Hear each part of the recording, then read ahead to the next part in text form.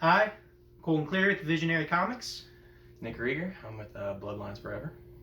So, we are here to talk about our first experiences with comic books and superheroes. So, I'll start it off with the first question then. What is your first time experience with superheroes? Honestly, for me, it was, as a young kid, it was the 90s Spider-Man.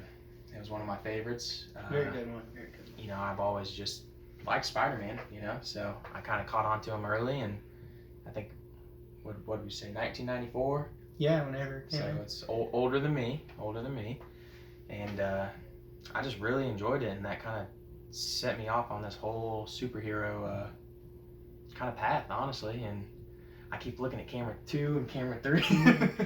Hey, camera 3. Camera 3. So, no, that was it for me. That was what kind of kickstarted my comic book career. So. Yeah. So, for me, it was 90s cartoons, yeah, again, too, but I'd mostly say like Fantastic Four. I loved Human Torch. Thing was a close second in being awesome in that one. Yep. And then you also had Iron Man. That was a huge one. I just loved how he had all those armors, and he had War Machine as a sidekick, who should have been like the main character, I felt like. Absolutely. Just awesome character, War Machine. Then also even RoboCop. I believe RoboCop was Marvel. I'm not for sure though. I do know he started out as a movie first. Yeah, we'll have to fact check it. Yeah, we will. We'll get back in touch with the guys on that one. But no, loved RoboCop. I don't know how much of it you watched, but like seeing him like how he'd extend his legs through water and stuff, and had all these sounds that came out of his mouth. RoboCop was awesome. He just the gun going into the leg, say, like popped out. Absolutely. Which, did you know that originally in the movie for RoboCop, that he was supposed to be like a Bruce Lee type of fighter, but the armor did not work out for the actor, so they had to change the way that they had his character fight. So turn him into more of a robot. Yeah, I did not. That's some pretty fun interesting facts. stuff. That's kind of what our goal is, Yeah. Give you guys some insight, and we'll do a little digging ourselves. Yeah. So. But no, and then like X-Men came out later for those cartoons too. Yep, X-Men was huge, and they all came out. What did we say about this? The same year, time, 1994. Yeah, 94. Yeah. So that mid-90 area. So, but yeah, that's a little bit on first experience with superheroes, and then experience with superheroes and the experience with comic books are kind of a different thing. You see them different. You can't read as a kid.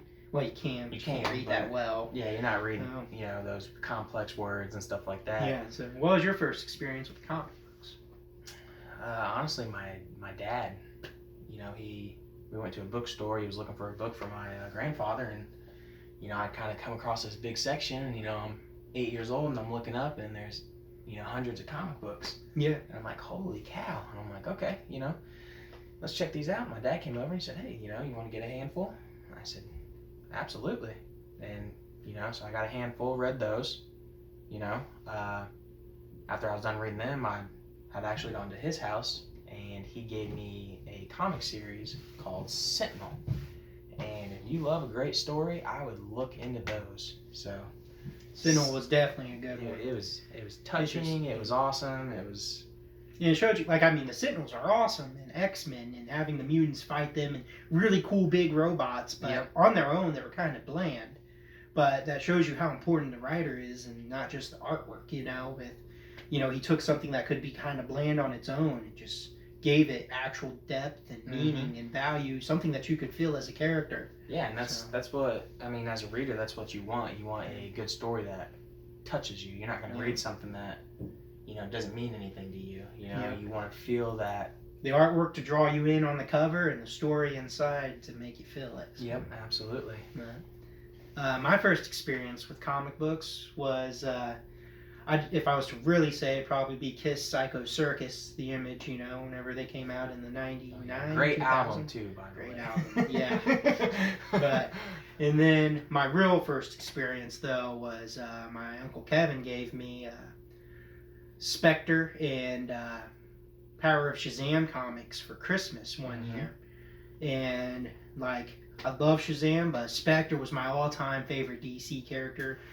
God's spirit of vengeance, and one of the most powerful characters there is. What were you talking about?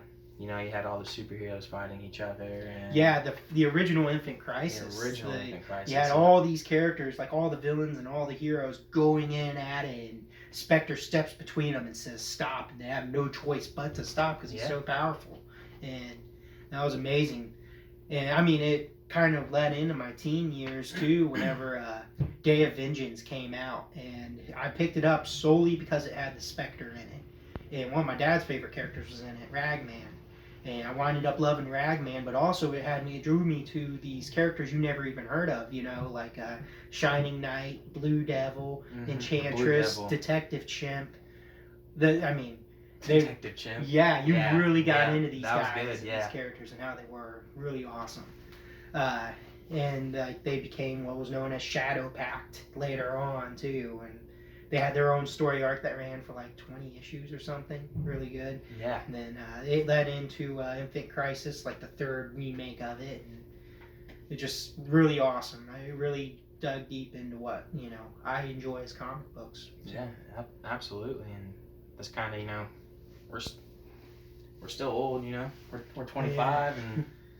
He's about to be the big 3-0, but as we get older, you got to find time to stuff you really love, and kind of what we talked about was you pick up a comic book and that's you, that's who you are, and so that's really what we're trying to do here is we're just trying to connect and kind of reach out to people and see what they think about their own. Yeah, we want to give something that shares the experience of that. Comic books are such a big thing. They aren't, it's not just superheroes anymore. They got a lot of stuff. Like Archie, even back in the day, Archie was more of just a kid's drama type of deal. Yep, Archie. And you come in today now, and you got all sorts of comic books in different ways. I picked up the 007 series, so, Yeah. It's just, comic books are, it's good to just pick something up and read it. And it's more of another form of media instead of just another... I'm not sure how I'm truly trying to say that, but... Yeah, I got what you were saying. Yeah. So, no. All right. So, but we'd like for you to join us in all this and sharing the experiences of comics. Yep, and also, happy 4th of July. So... Yep, happy 4th of July. So I don't know if I should put that in. It's in there. We got it now. Yeah, so. We can. All right. So, no, that's... we kind of just wanted to let everybody know, hope you see our video, and if you see our video, comment, see what you want us to do, something on next, and we can...